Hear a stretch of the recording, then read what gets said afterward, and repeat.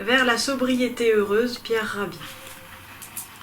Alors il va y avoir beaucoup de choses à dire sur ce livre, je vais déjà vous lire un petit passage.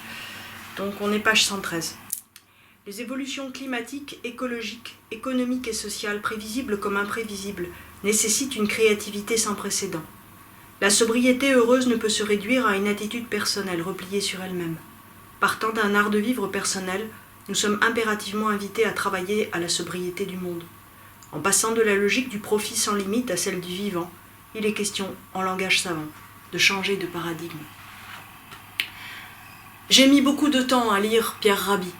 J'étais à son endroit en fait pleine de préjugés, parce que je me disais qu'est-ce que c'est que cet écolo voilà, qui en gros prône simplement l'anti-consommation, l'anti-progrès. Et le jour où je l'ai ouvert, c'est-à-dire de manière très récente, il y a à peu près 6-7 mois de ça, j'ai été frappée déjà par l'intégrité, la poésie, la cohérence, l'intelligence, la profondeur de son propos, la mesure aussi. Donc Pierre Rabhi, c'est un homme dont tout le monde maintenant ou presque connaît le parcours, c'est-à-dire que c'est quelqu'un qui est parti des montagnes d'Algérie dans lequel c'était un pauvre petit garçon orphelin qui avait vu son père à la forge et qui globalement a créé un mode de vie différent, tout simplement d'une façon qui ressemble à la vie actuelle, ressemble, on va dire, à la manière dont les gens se mobilisent aujourd'hui. C'est-à-dire que, au lieu de faire ce que tout le monde attendait de lui, c'est-à-dire en gros faire de l'agriculture, puisque c'était son choix, faire de l'agriculture non raisonnée et, pleine de productivisme, il a décidé de faire à sa manière, c'est-à-dire de cultiver la terre entre guillemets comme ses ancêtres, c'est-à-dire avec ses mains, et d'écouter tout simplement la réalité qui était en face de lui. Et au bout de 25, de 30 ans passés, d'une certaine manière, à se confronter à la terre aride, je ne sais plus où il était, en Lozère, quelque chose comme ça, ou en Cantal, ou dans les Cévennes, bref, dans un endroit où c'était assez compliqué de vivre et de cultiver.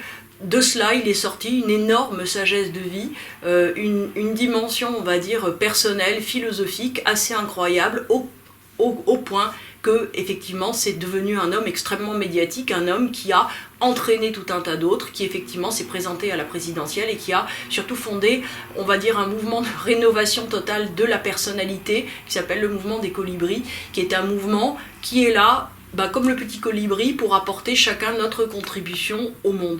Alors, cette contribution, après, lisez Pierre Rabhi, c'est extraordinaire, vous n'en sortirez pas indemne, j'espère que vous allez tout changer dans votre vie grâce à lui, parce que c'est vraiment le but du jeu.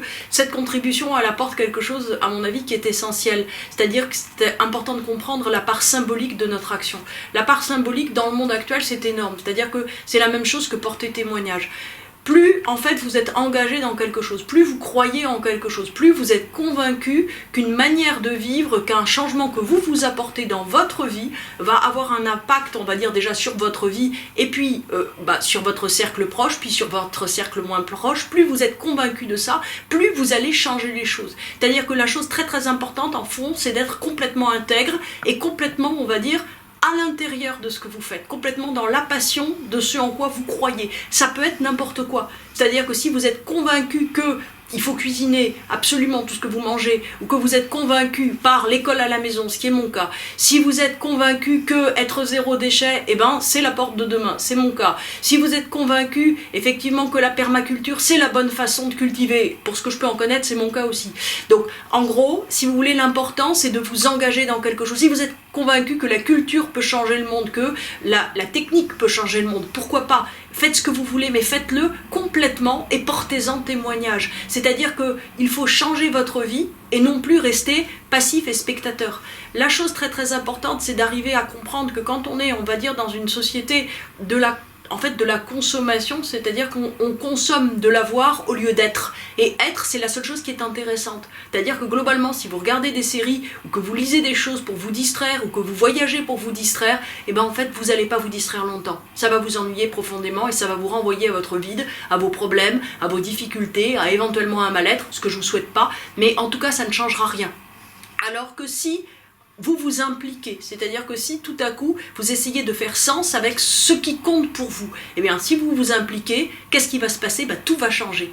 effectivement, tout peut changer dans votre vie parce que vous décidez d'être végétarien, parce que vous décidez de trier vos déchets, parce que vous décidez de vous occuper des voisins, des enfants de la voisine, parce que voilà, il n'y a personne pour les garder. En fait, il faut comprendre tout simplement que c'est l'implication, le partage et la totale intégrité, la totale honnêteté dans ce que vous êtes et dans la passion de ce que vous avez dans votre vie qui va faire la différence.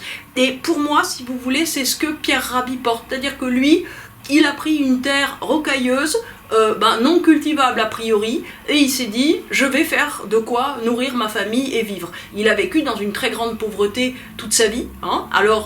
Alors peut-être qu'aujourd'hui, voilà, il y a des gens qui trouvent très très bien considéré de le critiquer parce qu'il a une voiture et que globalement, effectivement, il crève plus de faim. Mais je pense que c'est un peu facile parce que voilà, nous n'avons pas 45 ans d'expérience et de toute façon, je veux dire, dans une relative difficulté de vivre. Et de toute façon, si vous voulez, il faut comprendre quelque chose, c'est que si un message porte, c'est qu'il y a une honnêteté, il y a une véracité de la personne derrière. Si, en gros, vous portez un message qui est faux, votre message à un certain moment, de toute façon, il va faire comme une bulle de savon, il va exploser. Donc, Pierre Rabhi, je veux dire, je défie quiconque d'un peu sincère qui le lit, qui ne soit pas émerveillé par la cohérence de son propos, par la poésie, par la beauté de tout ce que cet homme porte. Après, vous pouvez être d'accord, vous pouvez ne pas être d'accord, vous pouvez être à un stade de vie qui, en gros, voilà, ne comporte pas du tout, j'allais dire, son engagement à lui, sa manière d'être à lui. Mais en tout cas, son message, vous pouvez vous l'appliquer d'une autre façon. Par exemple, si vous travaillez en entreprise, vous pouvez tout à fait apporter votre part, c'est-à-dire apporter votre part d'humanité, apporter votre part d'équité, essayer non pas d'agir comme, voilà, j'allais dire tout le monde le ferait, mais comme vous le feriez. Et en fait, l'idée, si vous voulez, c'est vraiment la responsabilité personnelle et l'engagement personnel dans tout ce que vous faites. Lui, ce qu'il dit de livre en livre, c'est apporter de la conscience à tout ce que vous faites. Est-ce que vous êtes d'accord pour être cette personne qui, en gros, choisit dans un supermarché d'aller dans un endroit ou dans un autre? Est-ce que vous êtes d'accord pour lire ce livre? Est-ce que vous êtes cette personne qui se définit comme se disputant avec son ami? En gros, pensez à vous définir à chaque fois que vous faites un acte.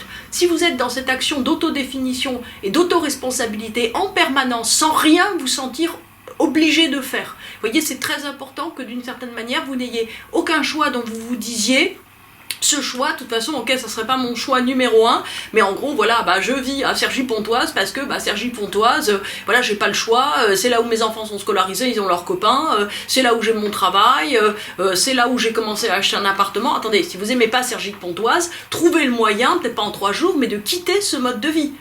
Parce que, si vous voulez, il faut comprendre, même si on se met dans une logique de réincarnation, ce que je dis souvent, où on aura des millions de vies, parce qu'on a un petit peu de chemin pour rejoindre l'éternité éternelle de Dieu, même si on se dit qu'on a des millions de vies devant nous, en attendant, on n'en a qu'une seule, c'est tout de suite. Donc cette vie qu'on vit tout de suite, il faut qu'elle soit la plus belle et la plus réussie et la plus intègre par rapport à soi-même possible.